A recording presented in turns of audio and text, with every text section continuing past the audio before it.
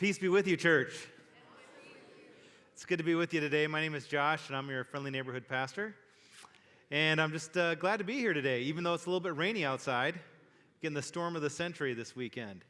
Hey, as we begin, I just want to say a big word of thanks to all of you who have given us as pastors notes in this past month, during Pastor Appreciation Month. It's been a real privilege for me to read about your spiritual journeys and to be a part of that, to be a part of what God's doing in your life is really a blessing. And it's just an honor for me to be your pastor. I want you to know that. I want you to know that this is a job that I enjoy doing. I love coming to work. I love being a part of this work that God is doing here as well. Do we have a pulpit this morning? Let me grab it. Don't worry, I'll got it. All right.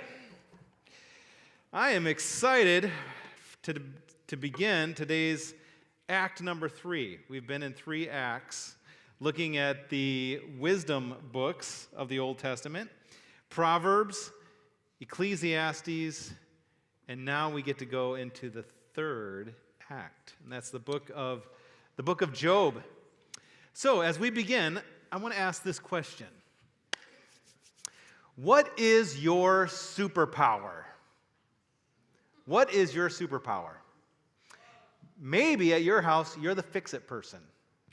Something gets broken around the house, they come to you, you can tinker with it, you can fix it. Maybe you're the person at your house that you're able to bake the best chocolate chip cookie. Anybody have that as your superpower? Good. Will you bring me some next week? That'd be great.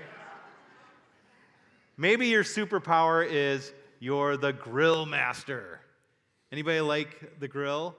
What's better, smoke grill, like the Traeger, that type of thing, or do you like other types of grill? Maybe that's your superpower. Well, in today's story, the book of Job, we're going to find out that Job's superpower was, are you ready for it? Suffering.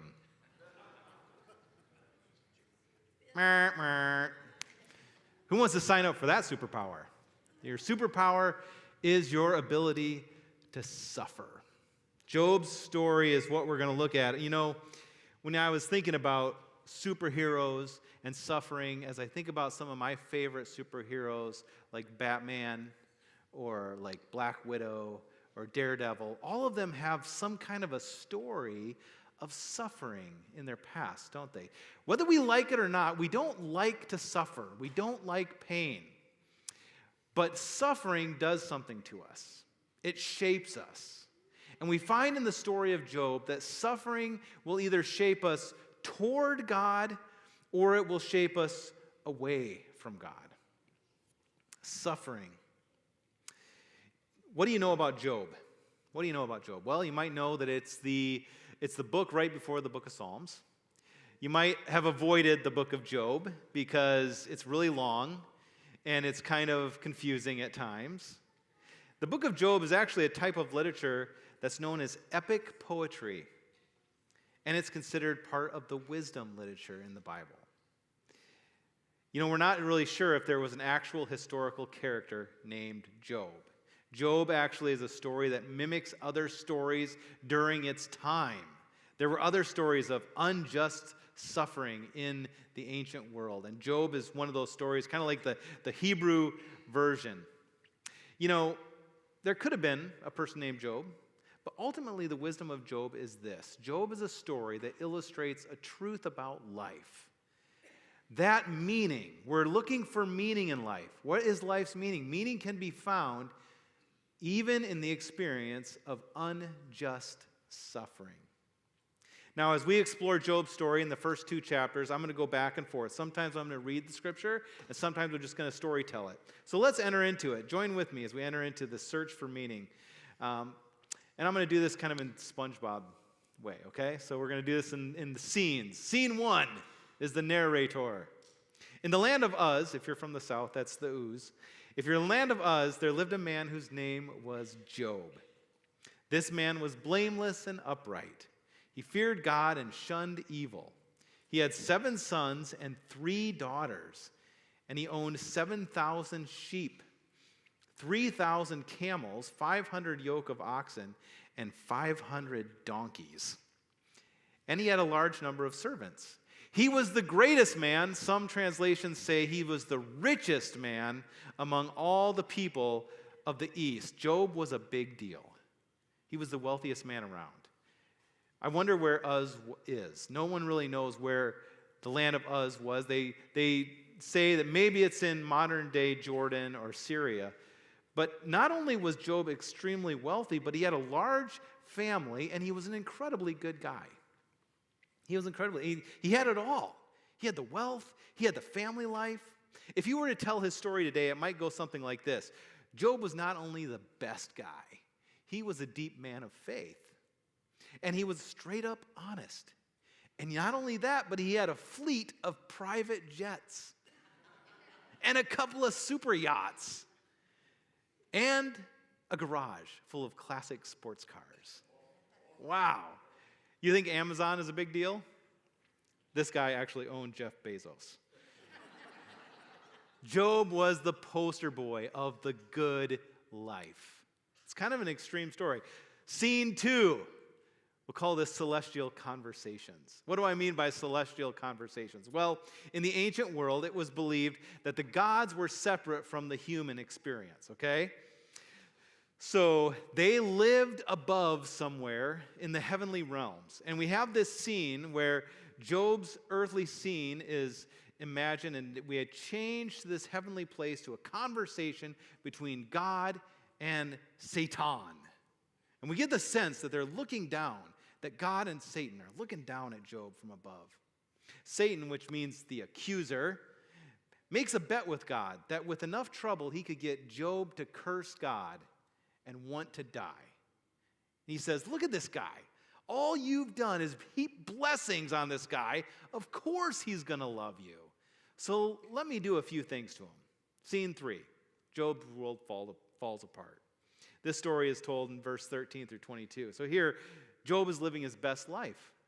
He's just minding his own business, and a messenger comes and gives him the bad news that the oxen and the donkeys were stolen by a neighboring tribe. And his sheep and his shepherds were all struck by lightning and killed. And then another messenger, harbinger of good news, arrives and shortly adds insult to injury by telling him there was this great storm that arose and destroyed the house where all of his children were having a feast. And they all died. So, we might need to pause here before we go to the next scene and just take a deep breath with me. Can you just put yourself in the story of Job? This is crazy. This bad news is coming so fast. How does Job respond when he hears this news? And here we enter into the text in verse 20 of chapter 1. He says, at this, Job got up and he tore his robes and he shaved his head. And then he fell to the ground in worship, and he said, naked I came from my mother's womb, and naked I will depart. The Lord gave, and the Lord has taken away.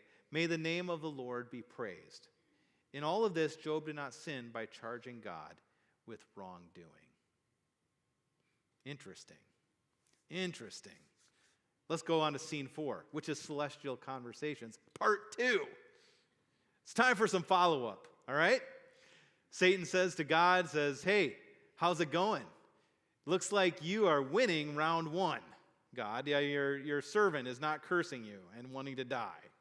So I think if you let me make him feel it a little more personally, then you're going to hear these curses start coming. Scene 5 goes from bad to worse. You thought this was a really great story. Isn't this a good story so far? Like, happy story. So Satan went out from the presence of the Lord, and he afflicted Job with painful sores, listen to this, from the soles of his feet to the crown of his head. And then Job takes a piece of broken pottery and scrapes himself with it as he sat among ashes. Your doctor probably is not going to recommend that treatment, just saying. This is bad.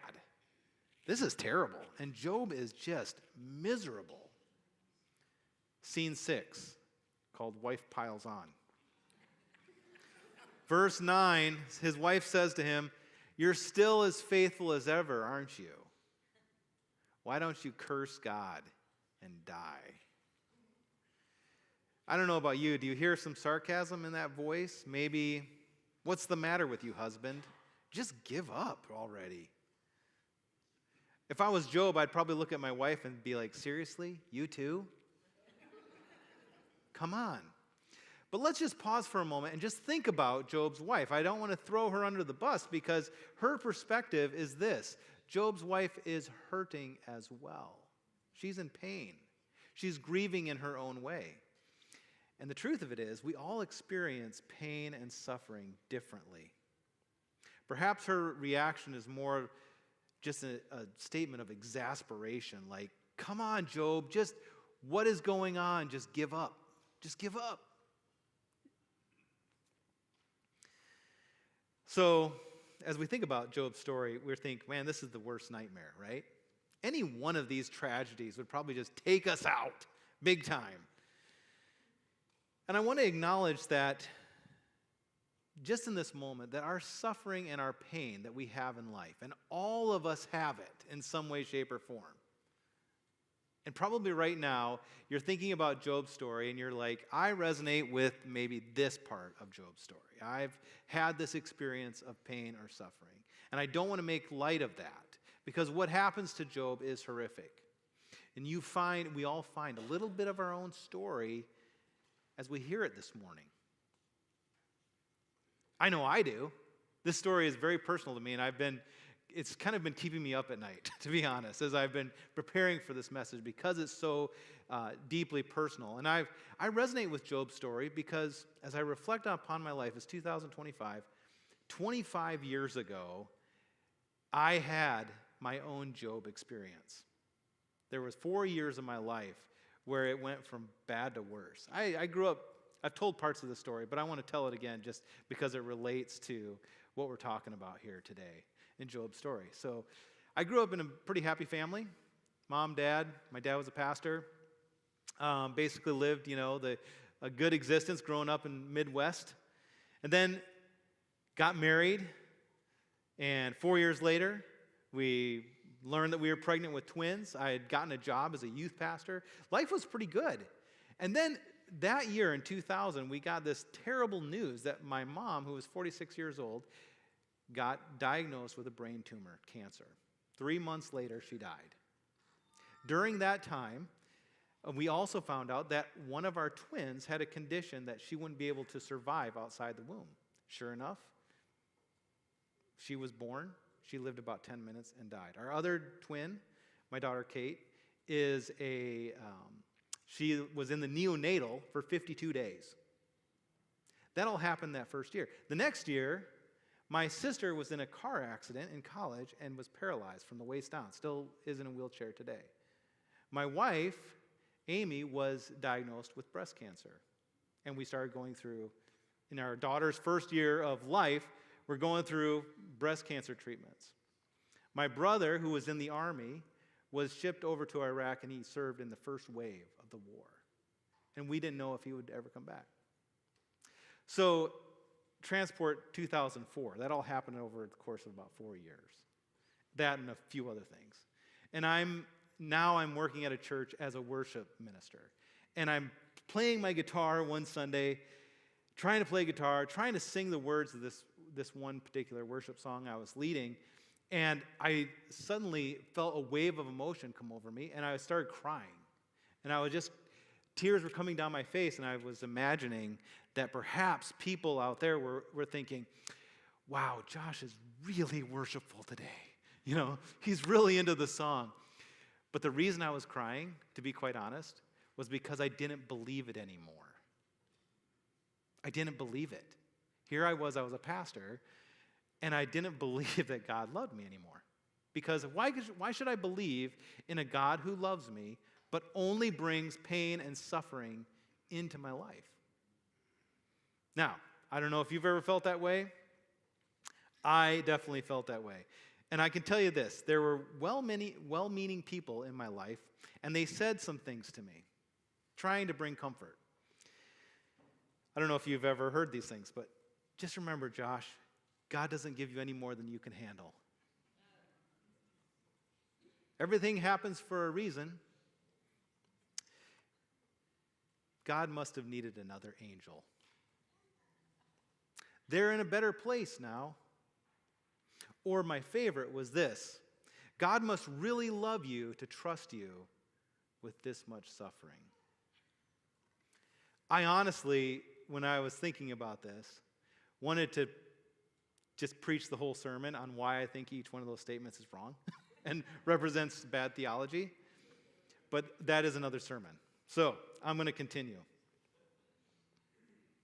I thought at the time that I needed to plan my exit strategy, that there was no way that I could continue to live this kind of fake existence of trying to be a pastor, trying to tell people that God loved them when I didn't even believe it.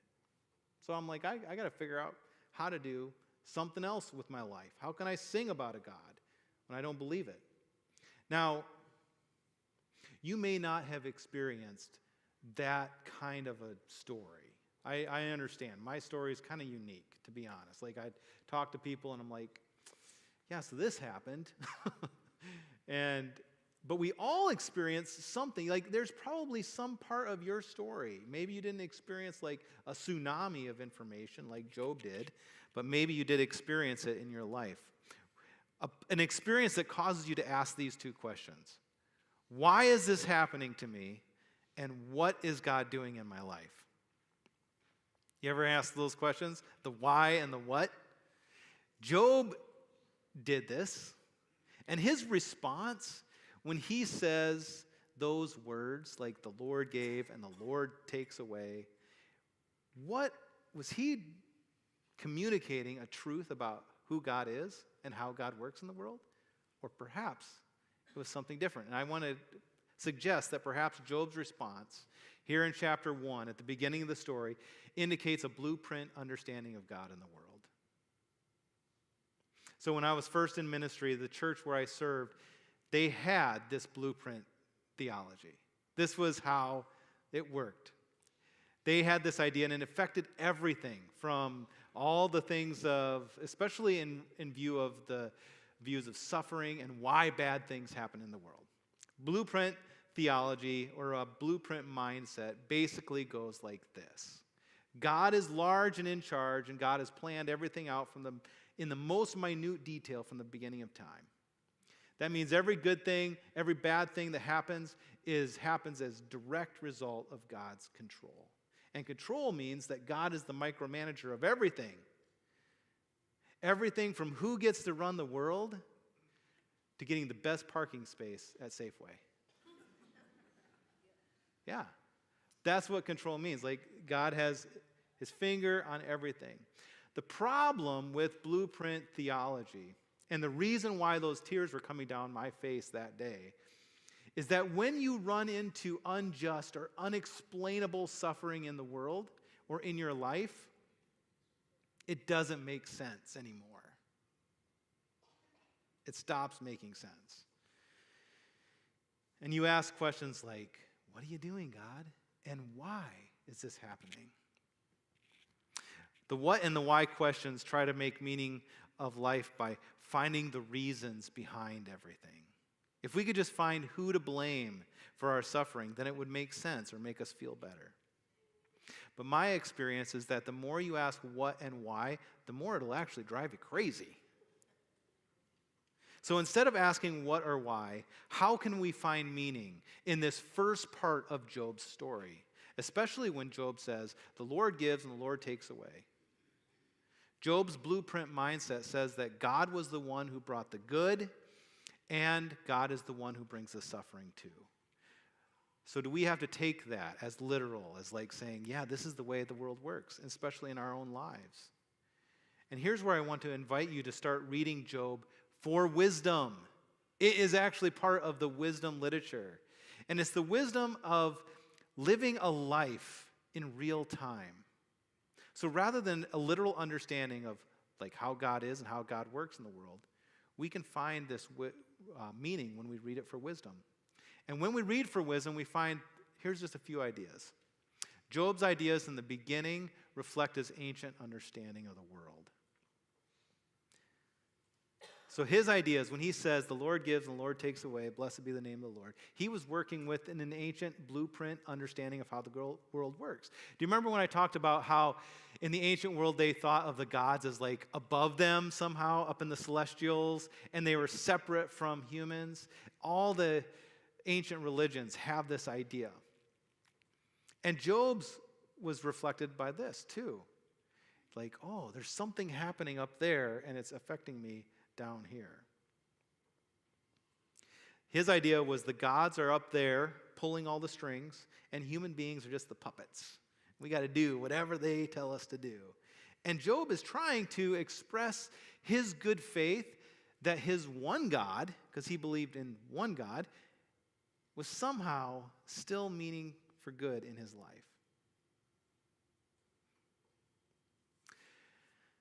But here's the thing that we have, that Job didn't have in his understanding of the world. We actually know how the story ends. Job didn't know how his story ends, right?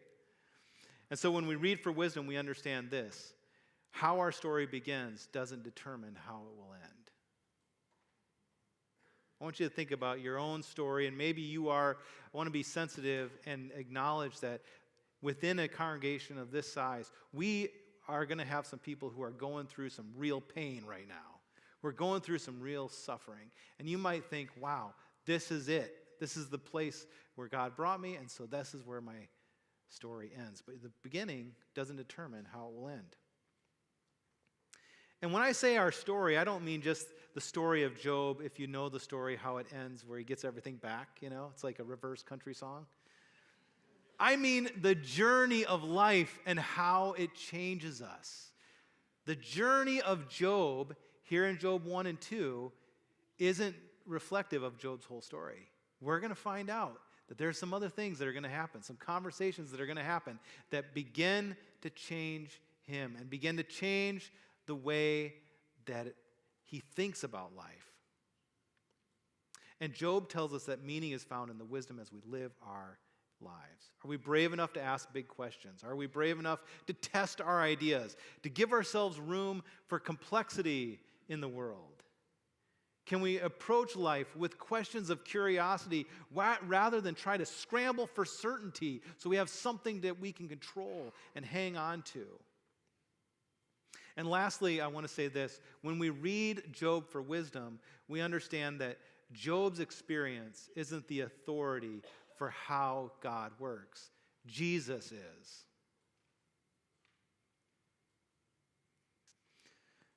Jesus is. So, when I was at that point of wanting to give up, I honestly, I look back at that time and I think I was just weeks away from giving up. I did not want to go to work.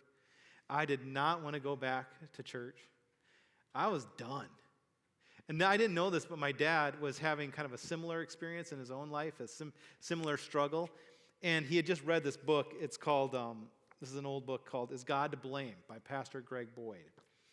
And I didn't even really, for years, I hadn't even had the tenacity to even read a book. But I gobbled this one up.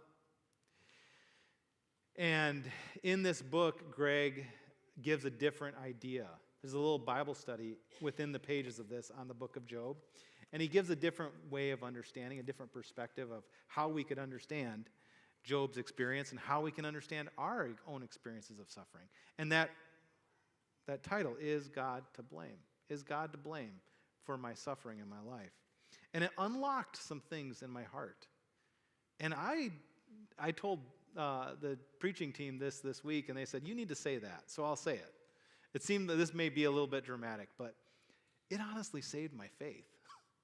It began a new journey for me of understanding who God is and how God operates in the world. I'm grateful for it because it's the reason I'm still a Christian, honestly. I learned that God isn't the one who actually brings the suffering in our lives. God is the one who comes beside us in our suffering and suffers with us. To put it very succinctly, God looks most like Jesus. So if you want to know who God is and how God operates in the world, look at the life of Jesus. What did Jesus do? How did Jesus interact with suffering? Oh, by the way, God in Jesus actually comes and suffers with us and for us on the cross. The whole purpose of Jesus' life is to live a life along with us and then to suffer with us on the cross and to suffer for us and to show us that we can be saved and we can live a life of salvation, that there is a better way of being in the world. And so it's not this idea like we have to think about God like, what are you doing in my life? Maybe I did something wrong. We'll find that in the story of Job. His friends are like, maybe you did something wrong, Job. Maybe you sinned somehow. So you got to figure that out. Or maybe God is trying to teach you a lesson. Like, does God love us like that? Like sadistically to teach us lessons or, to punish us for some sin that we've done? No, God comes in Jesus and actually lives in our skin and loves us enough to suffer with us and for us. In Jesus, we can trust that God is with us and that God is on your side. My hope is that throughout the next couple of weeks, as we look at this book of Job, that it might reframe your picture about God, reframe some of your ideas of how God works in the world. Your suffering is not a punishment from God for doing something wrong. Your pain is not God's will for your life. Instead, God desires to actually come alongside of you and to suffer with you and to suffer for you. I want to invite the band up because this is, we're going to go into a time of communion here in our last few minutes. And as we participate in communion together, I want you to think about like your picture of God and how you think God is working in your life. And as you take that cup and as you take that bread, think about this. This is the picture of God, that God suffered with us and for us. And when we celebrate communion every week, we celebrate that. I love this scripture from Hebrews chapter 12, and this will prepare our hearts for our time of communion. Let us run with perseverance, tenacity, faithfulness. Let us run with perseverance the race marked out for us, fixing our eyes on Jesus, who is the pioneer and perfecter of faith. For the joy set before him, he endured the cross, scorning its shame, and sat down at the right hand of the throne of God. Jesus is our picture. Jesus is the one who suffers with us. And as we take communion today, we remember that. If this is your first time here, our communion is located on barrels all around the sanctuary. And during this song, I just invite you to get up from your seat and go up, get some communion, or maybe get some for your neighbor if they're having trouble getting up, getting it for themselves, and bring it to them. And that way you can suffer with each other, right? We can live the life of Jesus. And when we take this cup, I just remember this is the bread of life, and this is the cup of salvation for you. Church, let's take communion together.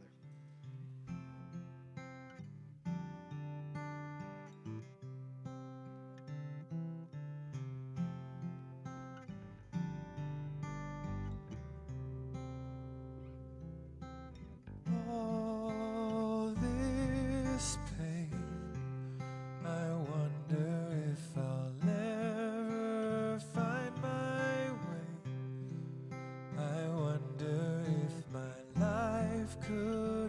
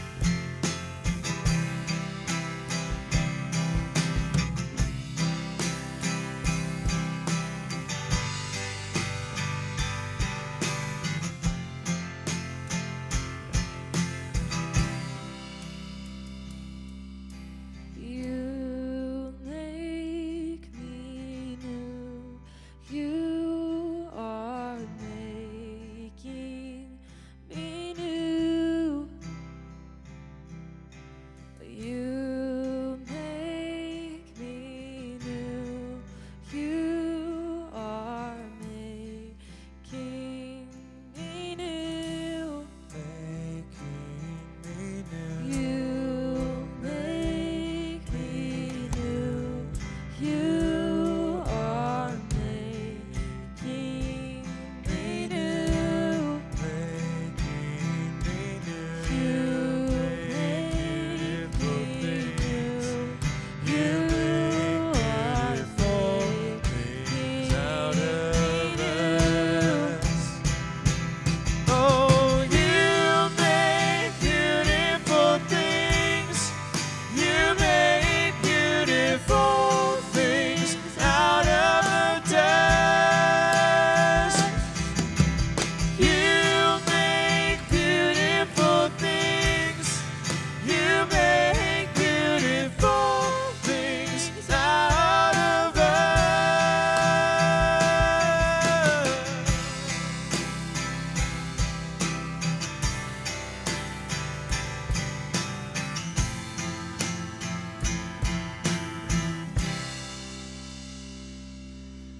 What a great song to end our time together. I want to invite you to stand together, church. And I just want to tell you a gift that God has given to you, okay? A gift that will help you in carrying your pain.